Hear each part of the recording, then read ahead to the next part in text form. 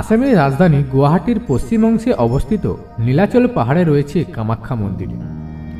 এটি হিন্দু তথা তান্ত্রিকদের কাছে অত্যন্ত পবিত্র তীর্থস্থল। এটি একটি প্রাচীন হিন্দু মন্দির। দেবী মহামায়া এই মন্দিরে কামাখ্যা রূপে বিরাজমান। কামাখ্যা তীর্থক্ষেত্র একটি শক্তিপীঠ ও তন্ত্র সাধনার মূল কেন্দ্র। এটি 51 সতীপীঠের অন্যতম। কথিত আছে এখানে সতীর দেহত্যাগের পর বিষ্ণুর সুদর্শন চক্রের যোনি ছিন্ন হয়ে এখানে পড়েছিল।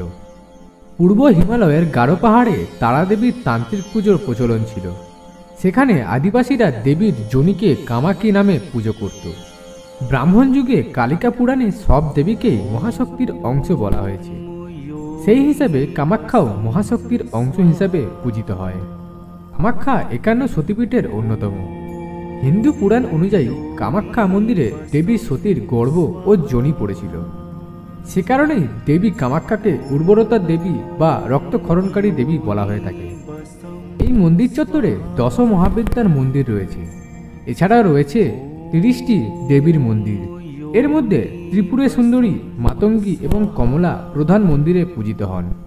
অন্যান্য দেবদেবীর জন্য পৃথক মন্দিরও রয়েছে। হিন্দুদের বিশেষত তন্ত্র সাধকদের কাছে এই মন্দির একটি পবিত্র তীর্থস্থান। হিন্দু পুরাণ অনুসারে রাজা দক্ষের ইচ্ছার বিরুদ্ধে মহাদেবকে বিয়ে করেছিলেন তার কন্যা সতী। মহাদেবের ওপর প্রতিশোধ নেওয়ার জন্য দক্ষ রাজা বৃহস্পতি নামে এক যজ্ঞের আয়োজন করেছিলেন।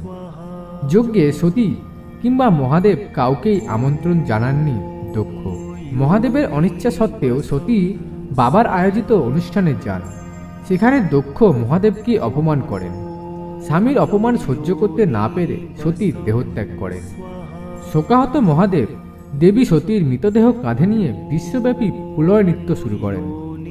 তার তাণ্ডব বন্ধ করতে ও অন্যান্য দেবতাদের অনুরোধে বিষ্ণুদেব তার সুদর্শন চক্র দিয়ে সতীর মৃতদেহ 51টি খণ্ডে বিভক্ত করেন।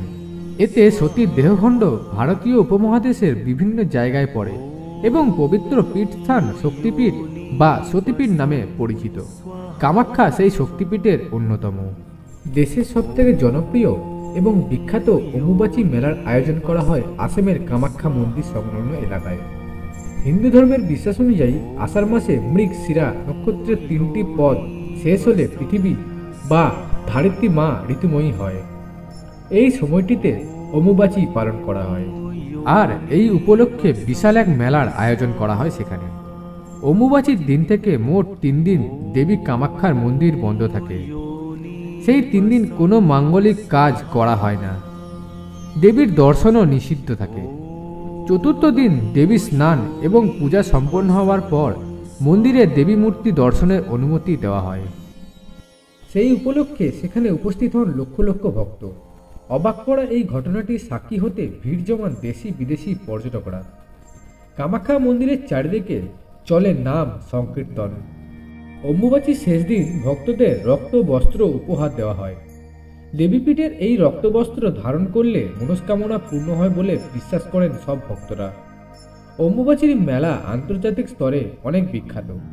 মেলাকে কেন্দ্র করে যে বিশাল মেলার আয়োজন করা হয় সেটিও দেখবার মতো। আধুনিককালে নারীবাদ নিয়ে গোটা বিশ্ব স্বেচ্ছার কামাখ্যা মন্দিরে, অথচ সেই প্রাচীন যুগ থেকেই আমাদের দেশে নারীকে শক্তি হিসেবে পুজো করা হয়। কামাখ্যা মন্দির তার জলজ্যান্ত উদাহরণ।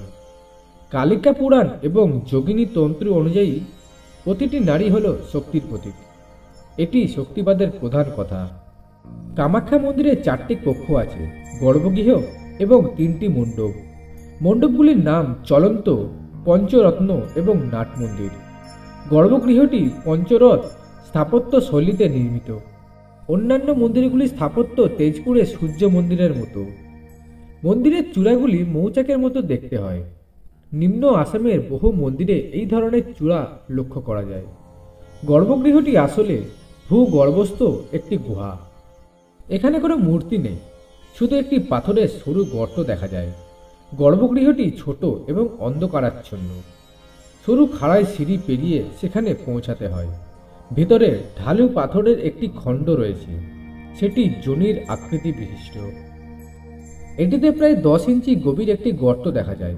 এটি ভূগর্ভস্থ প্রশমনের জল বেরিয়ে এই গর্তটি সবসময় ভর্তি থাকে। এই গর্তটি দেবী কামাখ্যা নামে পূজিত হয় এবং দেবীর পীঠ হিসেবে প্রসিদ্ধ। কামাখ্যা মন্দির চত্বরে অন্যান্য মন্দিরগুলিতে এই রকম জনি আকৃতি বিশিষ্ট পাথর দেখা যায়, যা ভূগর্ভস্থ প্রশমনের জল দ্বারা সবসময় পূর্ণ থাকে। এটি ছিল মা কামাখ্যা মন্দিরের কিছু অলৌকিক কথা। আজকের এই ভিডিওটি যদি ভালো লেগে থাকে তাহলে চ্যানেলটিকে লাইক শেয়ার সাবস্ক্রাইব করে বেল আইকনটি প্রেস করে দিন। আর ভিডিওটি ছেড়ে যাওয়ার আগে কমেন্ট বক্সে অবশ্যই লিখে দিন জয় মা কামাখ্যা।